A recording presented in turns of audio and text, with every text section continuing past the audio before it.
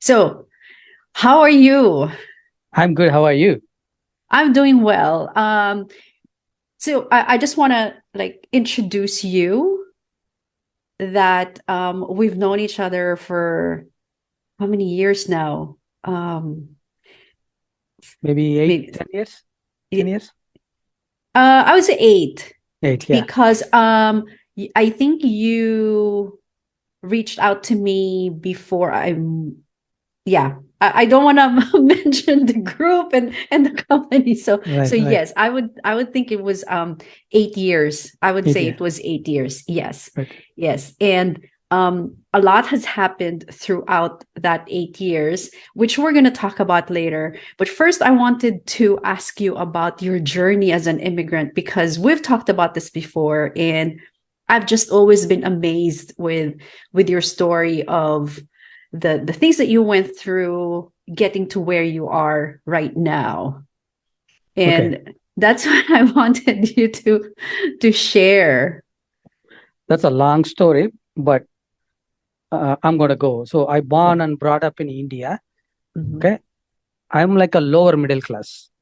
So when I studying, I did not pay anything until I graduated from college, engineering. My parents paid for all college books, food, lodging, bus, everything they have done that for me. So my father is to work very hard to pay my college fees. Okay.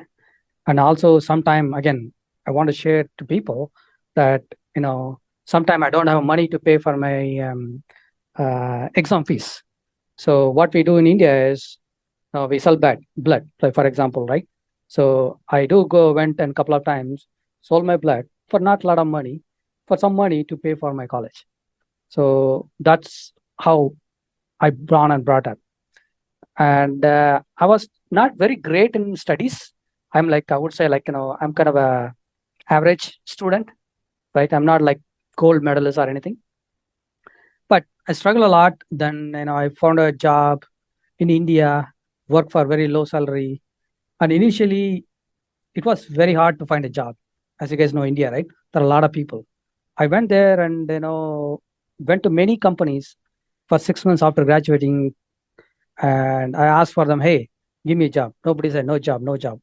Even I told them, okay, I will work for free. I asked for $20 per month, like 1,000 rupees. They said no. I said I'm going to work for free. Even I didn't get that. After that, I struggled a lot and I studied some extra career. Like, that time I started studying mainframe. Then, I got a job in some software company. My first salary is like 2,500 rupees. That is around maybe $150 per For the month whole month. And what for the can whole you month. afford? What can you afford with 100 with that salary? That time is it's good. So Okay. 2,500 means yes, it's like a lot of money. I mean, this is really not a lot of money, but Yes. it's like I feel like that time is a lot of money. But you can afford get your own Lodging, place. Oh, great. I can Great. afford Okay. food, average clothes. Like, So you, it's not a luxury, so you wanted to work for free, but you actually got one that is already paying you. right? After working so hard to start learning my mainframe COBOL programming, then I got into the job. So how long of a time would you say that you were just like struggling to find work until you finally found work? 6 months, six Six to months. nine months. The reason why I'm asking this is because there are people who right off graduation expect that they will find a job, and when they cannot find a job, they feel that they are a failure, that this is not going to work. So I wanted you to share that you don't lose hope because even if you wanted to work for free, eventually after six Right. to 9 months, you found one that was actually willing to pay you. Right. Because if you don't have experience, nobody's going to hire any companies. They're looking for experienced people. How do you get experience? You have to work somewhere. Okay. Yeah. So as India is large country, there are a lot of people there. It's very hard to get a job. So we have to find a way to do it. So that time I looked at it, what is there in the market. So that time the Y2K is happening. So a lot of people. trying to solve this Y2K problem. So that's what I went to study mainframe. To start studying that mainframe, I need to pay like $600 to $700 that time to study that course. And again, I don't have money. And my father went and borrowed some finance, and you send me there. So after studying that, I'm able to get some job. It's not a very great job in the beginning, but whatever it comes, right? I always tell people, this is what I see. People get this job easily, come out of the college. They think everything is granted. The people who struggle to get a job, they keep it so hard on it, and they won't let it go. That's what I do. I know the value of the job, and I don't want to misfocus or less focus anytime. My father used to give me one advice.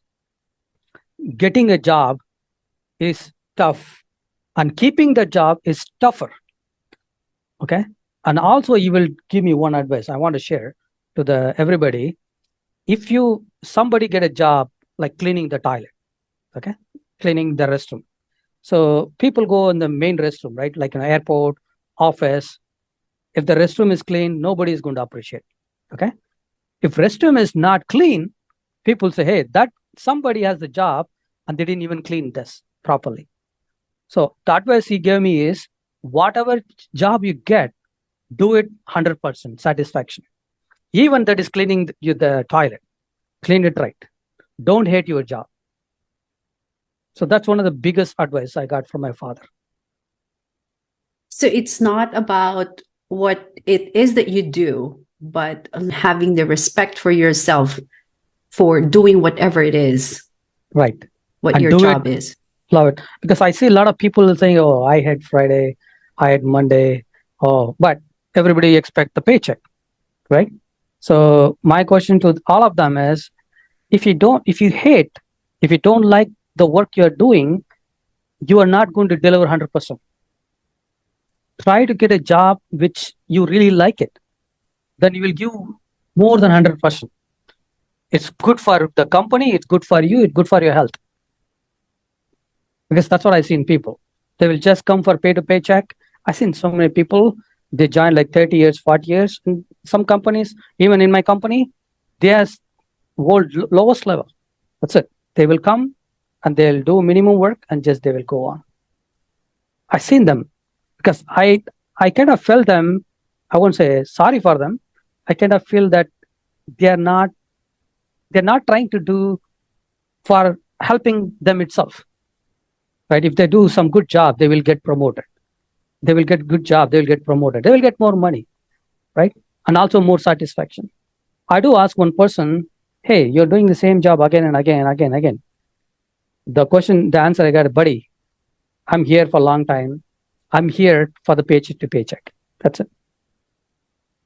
So. And you cannot relate. You cannot relate. Because you're passionate about your job. Correct. I love my job because there are two reasons, as I said. Actually, three reasons. One, I didn't do very good in studies. I'm kind of a last bench student. Okay. I'm an average student. Second thing is I struggle a lot to get a job. Okay. Third thing is I know the value of job because I struggled. So that's whatever I do, I would give it 100%. So when you do 100%, the value comes. I've seen people in my college, they got like gold medalists and all. When I compare with them right now where I am doing much, much, much better than they are. Because I always think, I see gold medalist people, right? In my college, there's a buzz, you are a genius. You guys know exactly what. I'm really proud of them. Now, when there is a problem comes, some solution comes, as I'm in software industry, I can think, again, I'm not trying to promote myself here. I can think better than what they think because I will focus 100%. I want to do it right. Does it make sense? Yes. Would you say that all your struggles have left you with, Strength. like and creative thinking, maybe? Right. So the struggle keeps your brain open all the time. Okay. The struggles keep that, okay, hey, what happened if you don't have a job? What if you lose a job? What will happen 20 years ago? What happened? And I'm going to tell you honestly, since this is an honest conversation, I get this dream every week at least 3 times. The dream is I'm struggling, I'm going to college, I don't have a job. I always wake up, I'm saying, sometime I really feel that I'm back there. It is like, I don't know how to express that. It is in your heart memory. I read some Yeah. research. Why I'm getting this? I'm in a good position. Okay. I had a house. I have a wife. I have 3 cars. I'm living American dream. I want to, again, when you talk about American dream, I really want to thank America for giving me this opportunity. Not only for me, my entire family in India. They are all peaceful, happy because of this country. They're coming back, right? So even that this time I get that dream. Sometime I wake up middle of the night, many times, say I'm not struggling right now. I'm not looking for a job. I'm not, I don't know how to express that. That happens all the time. That Wow. dream always be there. So it's like a constant reminder for you that don't forget that struggle. Yes. Yes. Don't forget that pressure. And it Right. keeps you appreciating and grateful every day because you have that constant reminder Right. of where you've been. Right. And I will tell you one more story. So once I got a job in India, I got a job in Singapore. So before coming to this country, America, I went to Singapore. So when I went to Singapore, I had one suitcase, okay, and I would say like maybe $100, 100 Singapore dollars. I have no clue who's going to pick me on the airport. I have no clue where I'm going to stay. I have no clue. Like not only me, this happens in all these people immigrate going out of the country. I got a job in consulting company. They said, okay, somebody will come pick you up. So I went there. I'm looking for who's going to pick me up. The first time I was traveling, I don't know where to keep my passport. I'm hiding my passport inside. I don't know how to go to the airport. I have no idea how the security looks like. So somebody come pick me up. I have no clue who that person is. Blindly trust him. Then I went to some room. Hey, this is where I'm going to stay. Then, next day my employer calls. This is where you're going to work. What I'm saying is this, right? These are things that struggle. And, when my father and mother paid so much for my college education, so they had a lot of debt. So I have to clean this up. So I used to, again, I want this to be very honest conversation. I will eat only one time a day. That is Maggie's. One Maggie per day. That's it. And I will just save the money and I want to send that to India for my parents. So that kind of feeling is kind of very hard, but that gives like a lot of strength. I still remember those moments. While we're talking about this, that's the reason I know the value of the food, the value of money. A lot of people right now, they buy a lot of food, they throw. I really hate that because I know the value. Even my family today, my kids, my wife, buy so many stuff they throw. So I go all the throw stuff, I'll just eat it.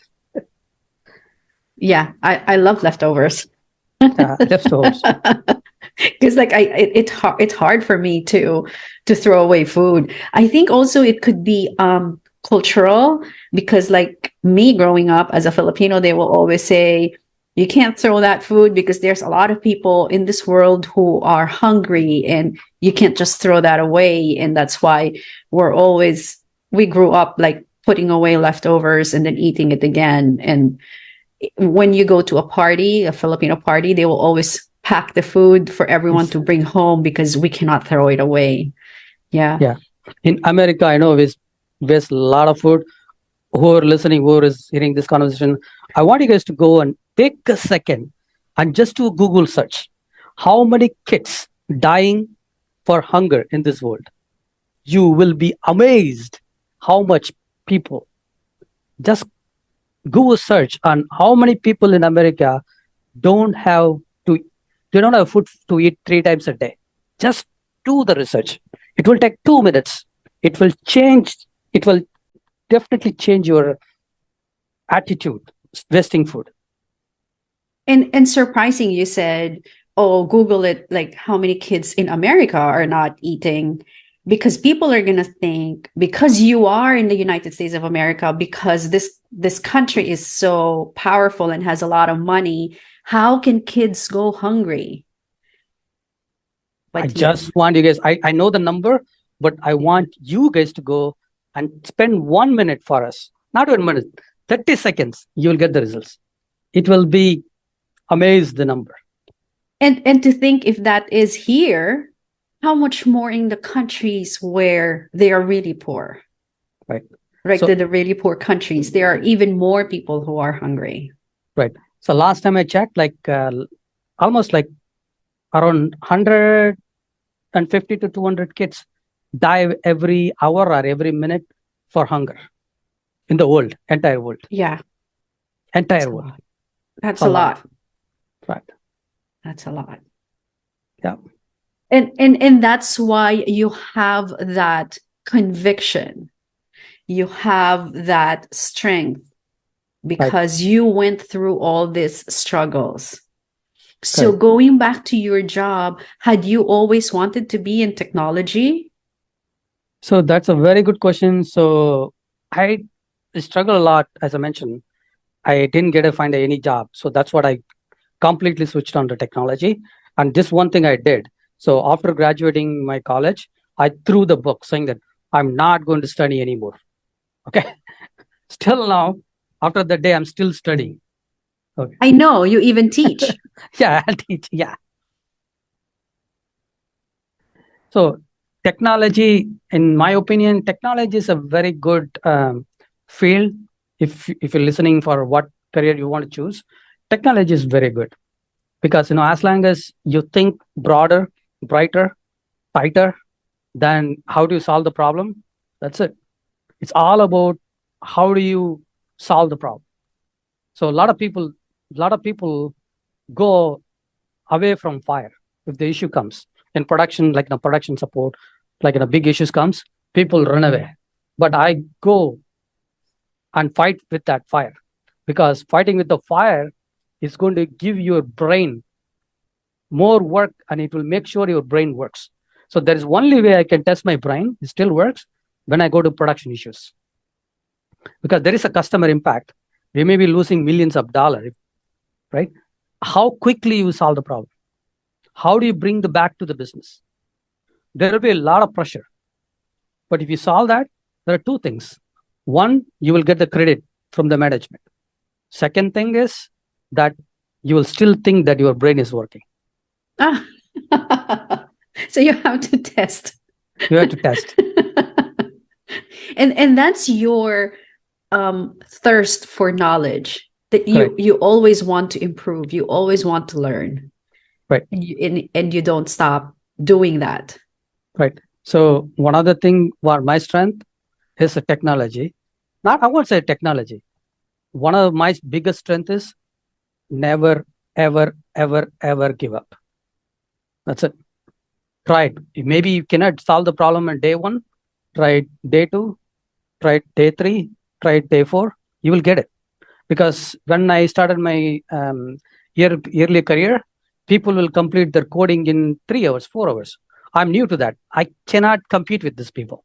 What I do is I work late. So you go to home like 5 p.m. I worked up to 8 p.m., 9 p.m. So I will complete the task, right? I will never give up. So once you have that habit of never, ever, ever give up, I will guarantee you that you will succeed in your life. So if you're not a technologist, what would you be today? So that would be a great question. I don't know. I might have got lost somewhere. Like, as I said, I'm thankful to this country. Same thing, I'm thankful to the technology. Because I could have been some company, maybe some kind of a manager, whatever it is. I don't think I would be so happy like what I am achieving here. Then, I don't know. Maybe I would love my other job. I have no idea. Because you're very passionate right now. And I was wondering if you're passionate with your job right now because that's what you've always wanted to be, or you're just really passionate as a person, regardless of what it is that you're doing. So again, my answer to the first question is IT is the one thing. When I was struggling to get a job, I got that. So I kept it bottom of my heart all the time. So I always think that it's like, again, even when I think IT, for example, I pray that's one of my God. I would honestly say it's one of my God. So some reason I'm addicted to IT. So I don't know, I'm not boosting myself. I have 18 patents. Okay. All these patents came solving the problem. There is nothing that just something. It is all about how good you are. I won't say how good, how dedicated you are, how confident you are. The reason why I asked, because there are people who are, let's say they are stuck in, or they feel that they are stuck in a specific industry, and they're seeing now that there's this boom in technology and they want to switch, even if it's not really what they want, but they see that there is money in it. And that's why I'm asking, like, is it just you becoming passionate with anything that you do, or technology has been your passion? Because if they switch just because they see that there is money, like, is that something that they will succeed in? Yeah, so that's a very good question. In my opinion, if I can do it, you can do it. I'm not a smart person like you are, right? So all you have to do is you can definitely switch the career. There is nothing wrong with that. I see so many people coming to the boot camp program, they're switching it, right? So only thing I will tell people is nothing in this world is easy. Nothing is easy. Okay. First time you do, you're going to fail. For example, I'll give an example. When you started learning a bicycle, right? You're not going to pedal all the time. You're going to fail. You're going to fall. You get hurt. You might be bleeding. You keep on trying, then you will know how to ride the bicycle. That's a perfect example. In my opinion, if anybody is really want to switch to software industry, I can guarantee that they can switch it as long as they have the commitment, as long as they're willing to put that extra work. A lot of people, what I've seen is they want to come to software industry. Hey, can you help me? I can help them out. They'll come like 1 day, 2 days, and they don't understand and they don't want to do the extra hard work. They will say, you know what, this is not for me. Yeah, it's not for you because you're not putting your time on it. You're not putting your energy on it. Right? For example, somebody is winning the Olympic gold medal. I know how hard work they are doing, right? They practice like crazy. It's not like 1 day they're going to get. Yeah. Yeah. So what if, like, let's say I have a full-time job right now, but I want to go to technology. Do I leave my job and then go to a boot camp, hoping that right after boot camp I will find a job? Or how would you suggest I go about it if I want to transition to technology? Yeah, so that's a very tough question, but I would not lose my current job. Okay, I would not lose my job, because if I lose my current job, I don't know how I'm going to pay my bills. Okay, so what I would suggest is keep your job, right, and study in the evenings. Boot camp is not going to teach you anything. If I want to learn something new, okay, I Google it. If you go on YouTube, you have every freaking thing in YouTube. You don't need to go to the boot camp. Yeah. Okay. So I will bet you a quarter, if you go to YouTube today, how to learn Java in 30 days, you'll see your videos. They will tell you step by step instruction. You follow this instruction, life will move on. That is how I learn. I don't go, if I want to learn something new, technology, I try myself. I would not go pay like $5,000 to somebody else. Yeah. But if you have money, you can go for a boot camp for, I don't know, 6 months or something like that. Yeah, you can try that too. But even if you go to boot camp, if you don't try it in the house, whatever they're teaching, you're not going to be successful. So you're saying to actually immerse yourself in it and practice it, like go to a boot camp, study it, but also when you get home, start being involved, start doing it Otherwise, you will never learn if all you do is just listen and sit in in the classroom. That is correct. Because I'll give an example, perfect example. So in this COVID hit, right? I didn't touch my car for 3 months, 4 months. After that, when I put my car keys on, I have no clue where is accelerator, where is brake. I got totally confused. It took me, I'm not joking, it's Yeah. true. Yeah. Instead of pressing brake, I press accelerator. Yeah. Oh my God. It's like trying to get acquainted with the technology, because if you don't use it, you forget. You will. So you're trying to remember it. Right. So every time you try one program, one sentence at a time, then try next one, keep on doing it. Then you will learn. You have to do continuously. Otherwise, you cannot survive. Well, you did say earlier that it's a vicious cycle of they're not going to hire you if you don't have experience. But how are you going to get experience if they don't hire you? So, but there are a lot of companies right now. Yeah. Okay. They're willing to give this opportunity to other people. Okay. A lot of companies. So it doesn't matter the boot camp. I know in my company, we hired one teacher. She was a school teacher, and she went to again studied herself. Yeah. She said honestly, I went to boot camp. I'd studied myself. Now I want to switch it to software industry. We hired her. Is there like an age? Is there like an age? There is no ceiling? age to software. Like if I transition now, like however old I am, I can still do it. You can still do it as long as you love your job.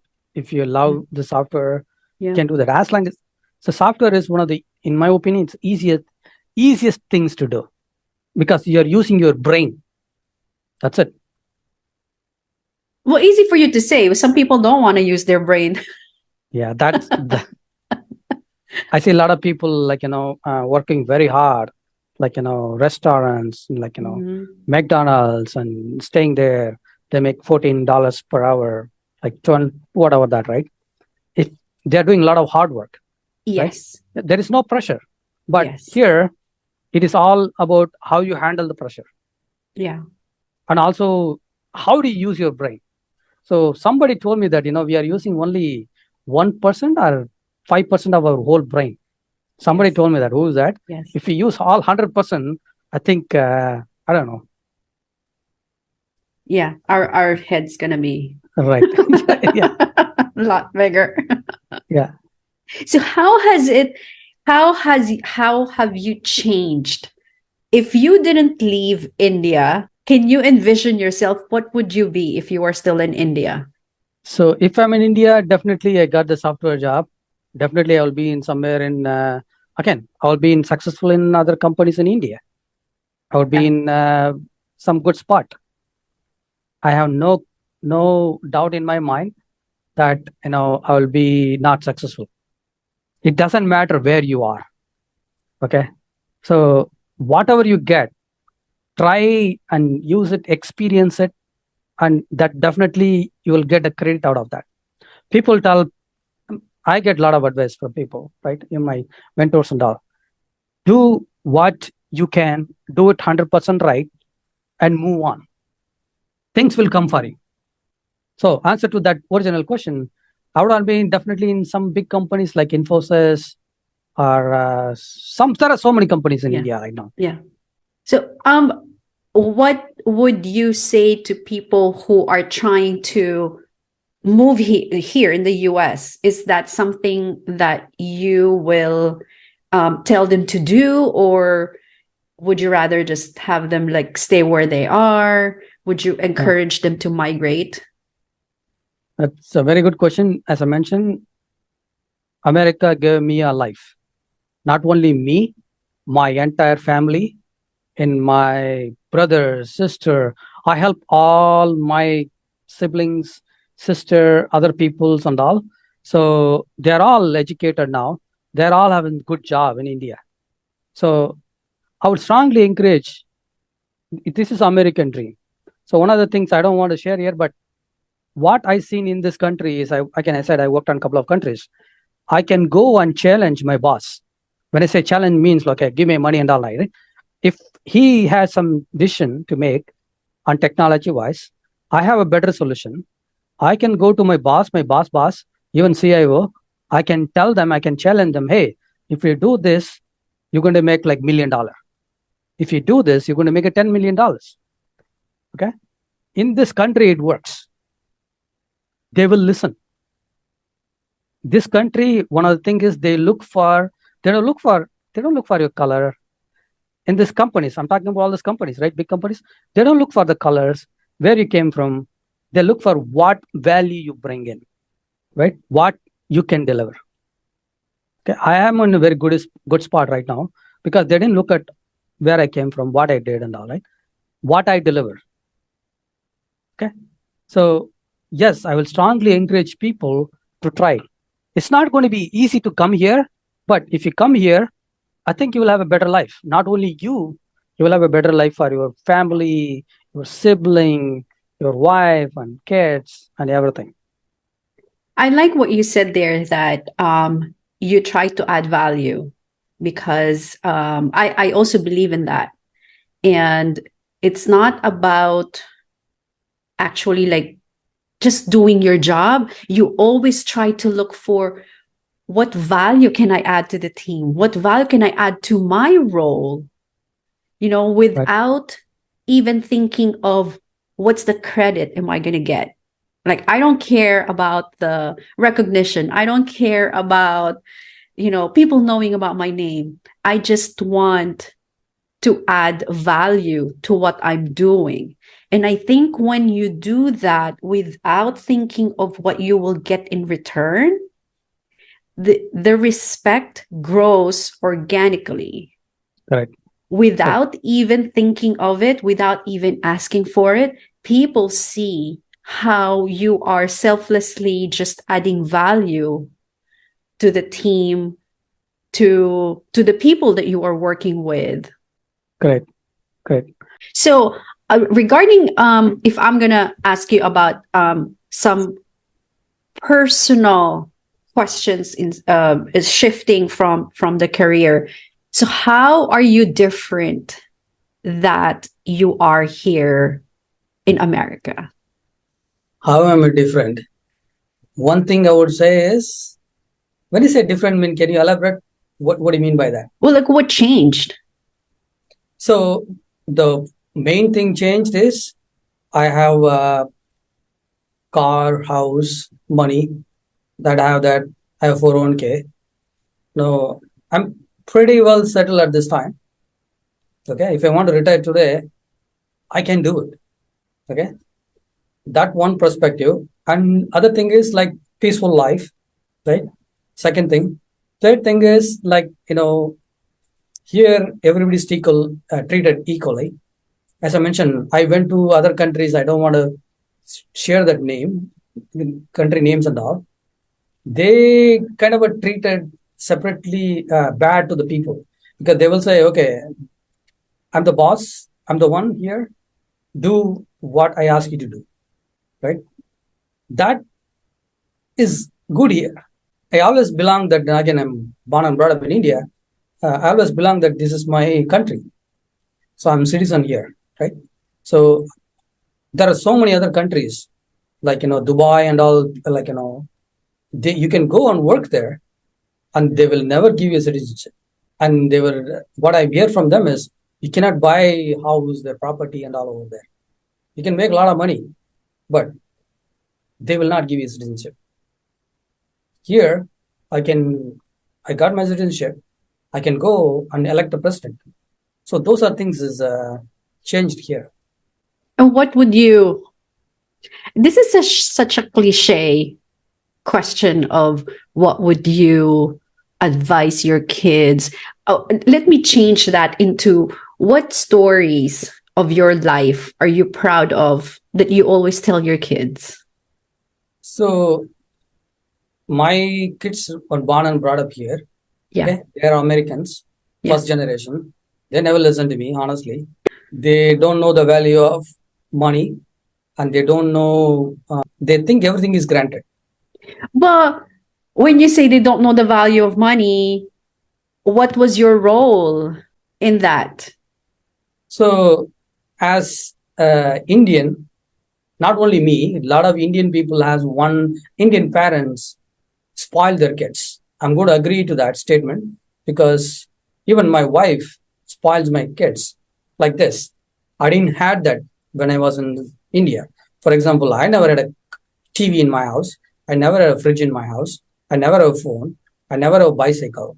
We all sleep on the floor like 5 people. We never have a separate room. So right now, my kids has every freaking thing you can remember. Okay, I have to think about okay, what I have to buy for this birthday because I think about counts everything. Everything is there, right? So what the philosophy is, even I thought initially, what are the things I did not get mine in my yearly career, not yearly age. I want that to my kids. So now it's spoiled. It's like backfired. So everything is, they said, okay, this is all granted. And I'm giving you another perfect example. I drive a very old car. Okay. And I ask my daughter to take that car to school. She will never even touch that car. I can walk. I will not go in that car. I am laughing right now hearing it from someone else because if that happens to me, I'm gonna be like, then fine, go ahead and walk. I hope it takes you 2 days to get there. But you know, if like I can laugh because it didn't happen to me, but I bet you if you weren't laughing when she told you that. Oh my God. So how do you deal with that? So how do I deal with that? Right now, we spoiled my, again, as I mentioned, it's very sad because they want everything iPhone. Okay, I don't have iPhone. If you look at this, right? I'm an Android guy. Okay, I'm a cheap guy. So even a lot of people laugh at my laptop when we're speaking. I have a Apple sticker on my laptop. That's it. I don't have Apple laptop. So you just put the Apple sticker on, like what? An Acer. Yeah, but my daughter has brand new MacBook Pro M2, that latest version. Well, you gave it to her. Yeah, I gave it. See, it's not her fault. You gave it to her. She has MacBook Pro. She has Mac in the home desktop. She has Apple iPad, EarPad, iPhone 11 Pro. She has every Apple Watch. She has every freaking thing you can imagine. And what do you get out of that? What reward for yourself do you get by giving her all these things? They think this is all granted. So they don't like the word grateful. I'm going to be very honest. They don't like the word grateful. Why do you say that? Because I'm hearing all my friends on this. I have a teenage kid, one teenage daughter. If you look at all my friends, when we even today, I've talked to them. They think everything is granted, and when they say, "Hey, you're a father, you are responsible for me to do that." But when you talk to the school and all, they're saying that you are responsible for food and place to stay, your medical and all. You are not responsible for iPhone, iPad, all this crap. That's what they're telling me. But in their opinion, that is not true because they think I'm obligated to do that. So it's too late to change. But yeah, they're going to change when they go to college, struggle there, then they will know the value. Oh, but they can just go back to dad's house and live there while looking for a job because it's free rent, it's free food, there's free car, there's free phone, no bills. I am just so grateful that I was able to invite you. You're the first recording that I'm ever doing. And as always, it just always feels so natural talking to you because you're very generous. You're always very honest. You're always willing to share. You're very open. And I'm very appreciative of your time and always allowing me in your space and always trusting me and always confiding in me and opening up. And I appreciate you for that. So thank you very much. So I want to thank you for your honesty. And when I talk some staff, I said that, okay, I get only one meal a day. You started crying. So I know you are. Did you see that? I was trying not to show it. I didn't can- even get the tissue. I was like, Yeah. no, I'm not gonna get a tissue because he will see. I know. I didn't realize that you can see Yeah, that. I think, thank you for everything you do. And one thing I just want to call out, you are a good person. I Oh. always trust you. And, you made some changes in my life. Okay. Small thing, big thing, doesn't matter. You made some changes. If anybody is listening this video, I want them to do one thing. Okay.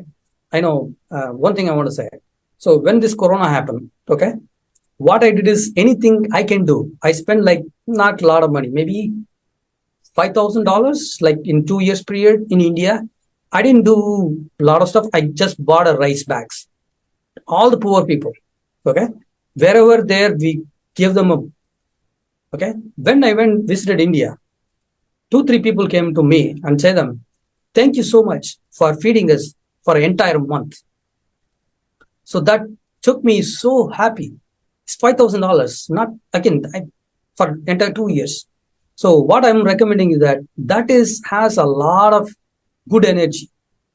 God that will have in your credit, in your like when you go to heaven. So I would recommend people try to help people who are struggling. You don't need to spend $5,000. Just give $1 and help them out somewhere else. That will always come back to you somehow to help you out. Yes. I believe in that, right? Right. That's why I have this. Yeah. Anyway, so Yeah. I want to thank you for everything you do. And, I always count on. Thank you so much. Thank you for your time. Okay. Thank you so much. Thank you. Okay. Bye. Bye. Bye.